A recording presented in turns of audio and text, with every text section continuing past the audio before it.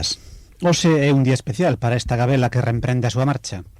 Amoréanse nos diversas sensacións e abundantes noticias, moitas delas nacidas no interior da nosa casa, o Instituto de Estudios Miñoranos. Non podemos pasar por alto importantes ausencias, como a esta habitual cita dos xoves. Botamos de menos a Juan González, que agora mesmo estará en Roma, apurando as últimas horas da súa estancia na capital mundial da arte. Confesamos que a cobiza nos corroe, pero nos reconforta saber que a súa ausencia vai ser máis fácil de encher que outras, e o próximo xoves contaremos de novo con ele. Pero vayamos xa a dar a coñecer aos ointes da Onda Cero do Valmiñor o contido da nosa travesía. Antes, saudaremos o resto do equipo. Bos días, María Xosé González. Hola, que tal? Bos días, Carlos Méixome. Hola, bo día. Por certo, Carlos, xa está en Baiona a exposición fotográfica O Valmiñor nos albores do século. Contanos algo sobre este acontecemento, lugar da exposición... Pois sí, o pasado vences, o día 19, foi inaugurada a exposición O Valmiñor nos albores do século, que, como xa saben os nosos ointes, está organizada polo Instituto de Estudios Miñoranos. Ali estivo o Concelleiro de Cultura, don Abelino Sierra, e a exposición quedou instalada na Casa do Concello de Baiona, onde poderán visitar todos os baioneses e baionesas que o desexen. A mostra permanecerá aberta ata mediados do mes de febreiro. Na mesma, como xa temos comentado neste mesmo programa, pódense contemplar máis de medio cento de fotografías que recollen escenas e imaxes de significativos lugares de Baiona, Gondomar e Nigrán, a xeito de retrospectiva do primeiro tercio do século XX. As imaxes complétanse cunha selección de textos de autores do momento e complementase coa proxección en formato vídeo do documental Nuestras fiestas de allá, encargado pola Sociedad Hijos de Morgadáns de Buenos Aires ao director cinematográfico vigués José Gil, e rodado en terras miñoranas no ano 1926. Ao mesmo tempo, dedícaselle un apartado especial ao esquecido fotógrafo don José Domínguez, o Lucas. Así mesmo contamos cos exemplares dos xornais miñoranos da época que forman parte do arquivo de don Héctor Barreiro, que foron cedidos pola súa familia á Biblioteca Municipal de Baiona. Cuidamos que os veciños e veciñas que lle dediquen uns minutos a contemplar esta exposición non van quedar defraudados e poderán rememorar as bellas imaxes de Baiona, a Ramallosa e moitos outros lugares do Val. Moi ben, Carlos. Onte, os xornais recollían a decisión unánime da Corporación de Gondomar de denominar o auditorio municipal co nome de Loís Tobío Fernández. Tobío é unha de tantas persoas excepcionais as que a ditadura truncou o seu brillante futuro profesional, neste caso no corpo diplomático do goberno español, e sepultou cun manto de silencio a verdadeira dimensión desta personalidade. Coa intención de comezar a coñecer a proxección desta figura histórica tan estreitamente ligada ao conde de Gondomar e, por tanto, a Gondomar, contamos hoxe coa presencia de Rosa Pascual, licenciada en Historia, profesora do IES Escolas Proval, investigadora da figura de Loís Tobío e tamén membro do IEN. Bos días, Rosa. Hola, bos días. Rosa, Loís Tobío xa é un personaxe que ten un inicio moi brillante, non deses que de pequeno xa dicen este rapaz promete moito. Con que actividades comeza a súa vida pública? Ben, Loís Tobío comeza a carreira en Santiago, licenciándose en Dereito co número 1 da súa promoción. Despois consigo unha beca e vai a ampliar os seus estudios en Alemania. De volta entra na facultade como axudante na cátedra de Dereito Romano e de Historia do Dereito. Pasa un ano tamén en Madrid facendo os cursos de doutoramento e, por último, decide facer oposicións para ingresar na carreira diplomática, o que consigue no ano 33, cando conta somente 27 anos. Penso que é unha bon comenzo, non? De todos os xeitos, con anterioridade incluso ao ano 33, Tobío é xa unha das persoas que destaca en algunhas actividades dentro da historia do momento de Galicia nese momento, non? Antes do inicio da guerra, non? Sí, vamos a ver, por unha parte é un dos membros fundadores, xunto con outros estudiantes máis de cursos superiores a él, é un profesor, Armando Cotarelo, do Seminario de Estudios Galegos, que é, como ben coñecido, un instrumento fundamental do nacionalismo dese momento, do enfoque culturalista durante o período da dictadura de Primo de Rivera. Tamén nesa época, ligado ao Seminario de Estudios Galegos, vai participar pois en algúns efeitos importantes, como é, por exemplo, a elaboración do anteproxecto de Estatuto de Galicia, onde el, Carballo Calero, van a ser os redactores, non? Recollendo tamén as opinións dun grupo pequeno formado por Bóveda, Valentín Paz Andrade. Aínda que na comisión tamén estaba a risco, as súas aportacións non chegaron a tempo e non puderon ser tidas en conta.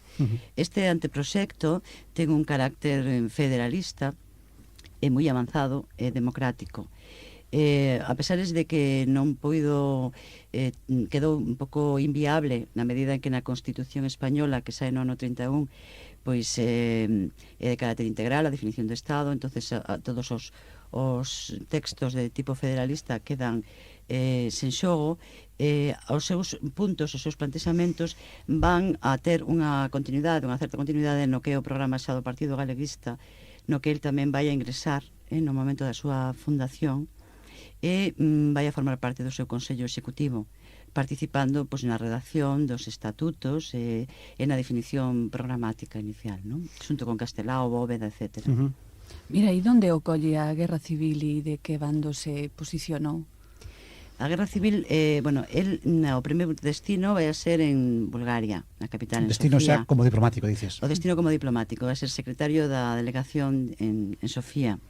E é ali onde ocolle a guerra. A súa posición, lóxicamente, de lealtade á República, non? Nun primeiro momento, toda a alegación permanece leal, pero na medida en que a guerra vai avanzando, o xefe da delegación decide pasarse ao bando dos sublevados, non? Entón, rompe as relacións con el e el queda como representante da República en Sofía, dun xeito interino, porque non tiña, digamos, ese estatuto previamente, non? Pero enseguida é chamado polo goberno da República, vai a vir a Valencia e despois estar en Barcelona co goberno ocupando postos de responsabilidade, como por exemplo el secretario xeral do Ministerio de Estado. Tamén nese período, durante a guerra, vai a participar no frente, vai a estar 3 meses no frente, non? Pero vamos, a súa principal labor a realizar cos seus postos de carácter diplomático.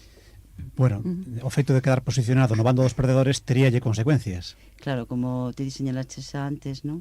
A guerra é a ruptura, é unha ruptura con unha carreira que amosaba pois ter un futuro moi brillante, e como el e como outros moitos, non? Supuso un tronzamento de todas esas esperanzas e un empezar de novo, non? É o feito quizá máis importante. E despois ven o exilio, non? A onde se exiliou? Non estivo exiliado?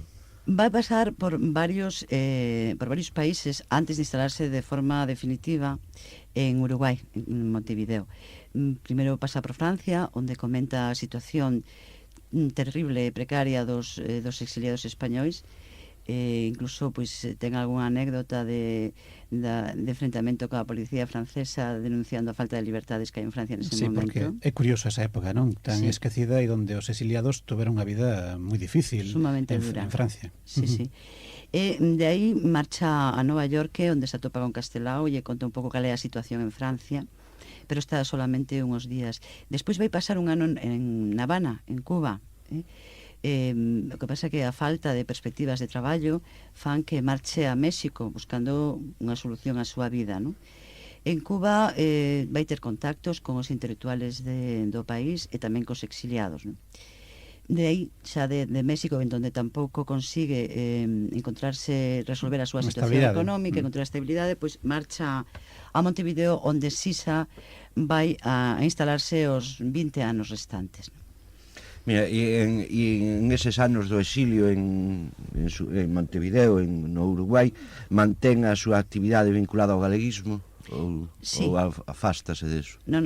El sempre, en todo momento, mantén, tanto neses anos como antes tamén, digamos, na época incluso cando era diplomático en Sofía, sempre mantén unha vinculación, non? Con o mundo da cultura e da política galega, non? Nese momento ele vai manter pois todas as relacións que tiña xa moi importantes con Castelao e con o grupo co que tiña traballado aquí en Galicia. Moi ben. Bueno, nos queremos tamén falar da súa vinculación co Conde de Gondomar, pero antes unha pregunta. El chega a reingresar na carreira diplomática antes de que se acabe a ditadura. no ano 74, un pouco antes, dende logo. El volve a España no ano 63, sí. non? Un pouco porque a situación en Uruguai emperou, a firma onde traballaba, que é unha empresa farmacéutica, La Roche, pois lle oferta un posto en España, e ademais a súa muller quere volver para ver os seus pais antes de que morra, non? Entón, está uns anos, xa nada máis chegar, empeza a facer xestións para recuperar, volver a entrar na carreira diplomática, pero todos son atrancos e problemas, non? Hasta que no ano 74, con Cortina Mauri, estando Cortina Mauri de ministro, que fora compañero seu da carreira diplomática, pois consigue reingresar. Está solamente 2 anos traballando, despois xa se xubila. Ben, e ora, o que che preguntaba antes, o sea, xa o máis directamente relacionado pois co Valmiñor e con Gondomar en concreto. Cando comeza a sentir esa curiosidade por Gondomar, polo don Diego Sarmiento da Cuña? En que momento e que intensidade? Pois ben, o coñece o personaxe cando aínda é estudiante en Santiago. Un profesor da Universidade, Pérez Bustamante, informalles sobre este personaxe e aínda fai un artículo para o seminario sobre o tema. Máis tarde, cando ingresa na carreira diplomática, este interés polo personaxe vai aumentar na medida ademais en que o seu carácter diplomático de galeguista pois fai que sexa fácil a identificación, non, con el. A partir de aí empeza a recoller todo publicado hasta ese momento dentro e fora de España sobre o tema e observa que hai importantes lagunas, non? Cando a volta do exilio teña tempo suficiente, nos anos xa que empeza na xubilación, pois traballará intensivamente en Madrid sobre en onde traballa? En Madrid? Pois os fondos, como sabemos ben, os fondos do Conde están no Palacio Real, non? Foron donados por un descendente do Conde ante a solicitude do rei Carlos IV, non? De formar unha gran biblioteca real.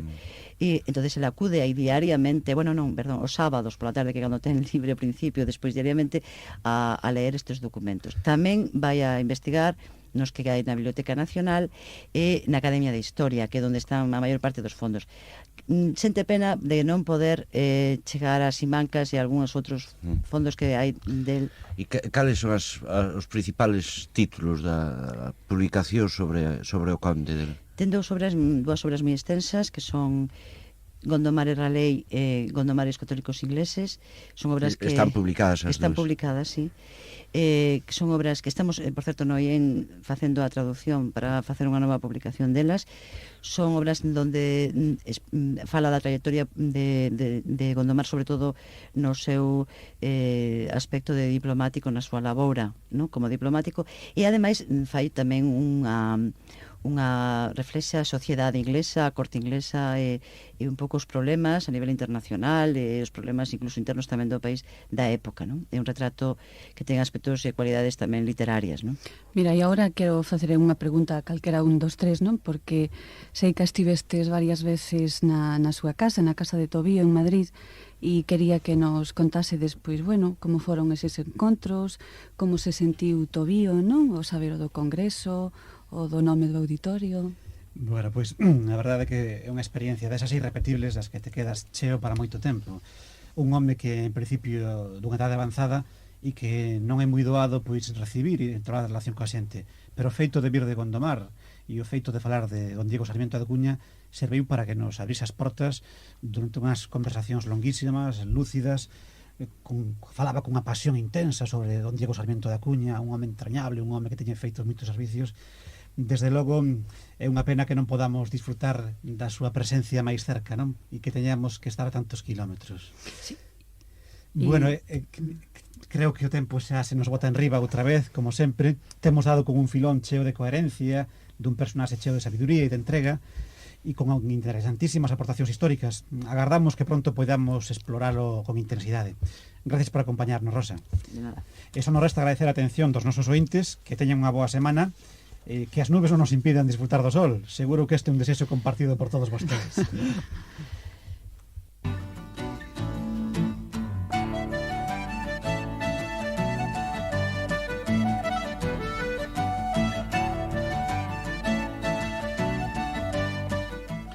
Aquí comeza a Gabela do Guillade, un espacio do Instituto de Estudios Miñoranos.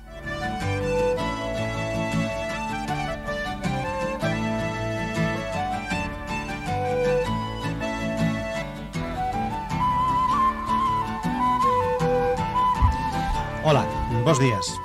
Hai datas suliñadas no calendario que nos sirven pois para deternos e reflexionar sobre aspectos que habitualmente nos pasan desapercibidos. Hoxe, imos valernos dunha data sinalada, como é o día 2 de febreiro, declarado Día Mundial dos Humedais, para coñecer e valorar mellor os espacios húmidos que temos no Valmiñor. Ademais, o Instituto de Estudios Miñoranos edita hoxe, precisamente hoxe, o seu primeiro libro, na colección Cadernos do IEN, e que leva por título A Foz, unha zona húmeda a descubrir. O seu autor está aquí con nós. É xa un habitual desta casa. Fernando La Huerta, benvido de novo. Bos días. Hola, bos días. Esta publicación conta coa subvención dos concellos de Bayona, Gondomar e Nigrán. O resto do equipo da Cabela son os habituais. Bos días, Juan Antonio González. Hola, bos días, que tal, Lino? Juan, deixarías pendiente algunha visita para ter disculpa volver a Roma, non? Home, creo que polo que mirei en estes 4 días sempre hai disculpa para volver a Roma. De todas formas, bueno, sí que non conseguín audiencia papal, pero sí que conseguín moitas múltiples indulgencias para a Gabela do Guillade, que ven que as necesitamos. Fanos falta. Bos días, María José. Hola, que tal, Lino? Bos días. A súa sección hoxe pois tamén irá sobre nomes de zonas húmidas. E por último, bos días, Carlos Meixome. Hola, bo día. Carlos mergullarános no tempo para rescatar unha historia moi relacionada co Valmiñor. Non sabemos canto hai de verdade, canto hai de lenda, canto hai de fábula, nesta historia que nos trae hoxe Carlos. Pero antes vamos con Fernando. Fernando, contanos entonces algo sobre estas zonas húmidas. As zonas húmidas constitúen un ecosistema ao que durante décadas non se lles concedeu ningún valor, considerándoas como zonas insalubres e improductivas, aterrándoas para transformalas en campos de cultivo ou para prover lugares nos que asentar o agromar turístico. Así, durante os últimos 40 anos, desapareceron baixo as máquinas do progreso o 60% das zonas húmidas da península e os humedais costeiros reduciron a súa superficie nun 40% respecto da extensión orixinal. No inventario de zonas húmidas da Dirección Xeral de Obras Hidráulicas da Administración Central, sinálase que o 76% dos humedais españois presentan alteracións da súa estrutura física. No 28% dos casos está alterada a capacidade de retención de auga. No 40% a calidade da auga é inferior ao desexable. E no 45% as comunidades biolóxicas orixinais desapareceron ou están alteradas. Os beneficios xerados polos humedais para a sociedade poden dividirse en 3 grupos: funcións, produtos directamente explotables e atributos. Entre as funcións podemos salientar a intervención dos humedais na estabilización da liña de costa e na retención de sedimentos, as actividades turísticas e recreativas que teñen lugar nos seus lindes e o papel depurador das augas ao reter no interior dos sedimentos as sustancias tóxicas. Entre os produtos que obtemos dos humedais están, entre outros, o marisqueo, os recursos hídricos e os recursos pedagóxicos e científicos que nos ofrecen. Os atributos dos humedais son aqueles componentes que posúen valor por si mesmos, como son as plantas e animais silvestres que neles viven, o patrimonio cultural que representan, é dicir, as lendas e historias que teñen por escenario as súas pontes e as súas augas, e tamén o patrimonio natural que constitúa a súa paisaxe. É necesario definir estas funcións, produtos e atributos, cuantificalas económicamente e telas en conta antes de acometer calquera intervención que provoque a súa transformación ou perda definitiva. O Día Mundial dos Humedais vense celebrando dende 1977 e está organizado polo Convenio Ramsar, un tratado intergubernamental aprobado o 2 de febreiro de 1971 na cidade iraniana de Ramsar, que ten por obxeto promover a protección, xestión e desenvolvemento daquelas zonas húmidas de importancia internacional como hábitat de aves acuáticas.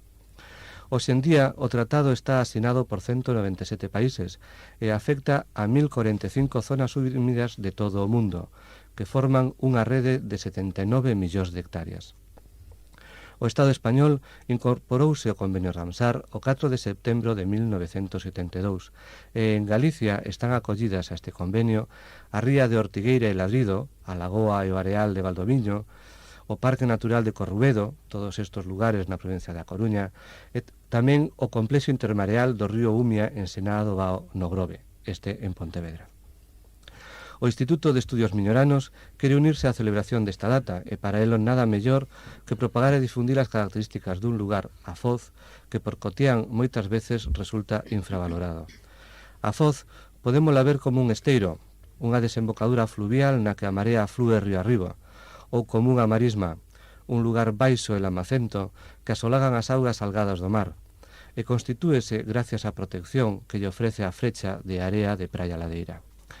A sedimentación de arsilas, partículas orgánicas e outros materiais de pequeno tamaño no seu interior dá orixe a extensos lameiros cincentos que asoman na marea baixa, momento que aproveitan as aves para procurar a súa comida. Gracias aos seus valores paisaxísticos e ao marisqueo, a Foz é orixe de recursos económicos básicos na economía do val. Nela traballan unha media de 35 mariscadoras que no ano 2000 sacaron das súas areas alrededor 7.000 kilos, 7 toneladas, de ameixa fina, croque e cadelucha. A Foz non ten unha importancia internacional, certo, pero o seu valor como espacio natural amósase polos pásaros que pasan aquí o inverno ou descansan durante a migración cara a outras áreas situadas máis ao sur. E así, nos últimos 12 anos, teñen sido identificadas nas súas augas 83 especies distintas de aves. Só se coñecemos o noso contorno, podemos orientarnos del e ensiñárllelo aos nosos fillos, para que eles, a súa vez, llelo amosen os seus, e deste xeito, contribuir a manter un medio natural que é fonte da nosa vida e do noso futuro.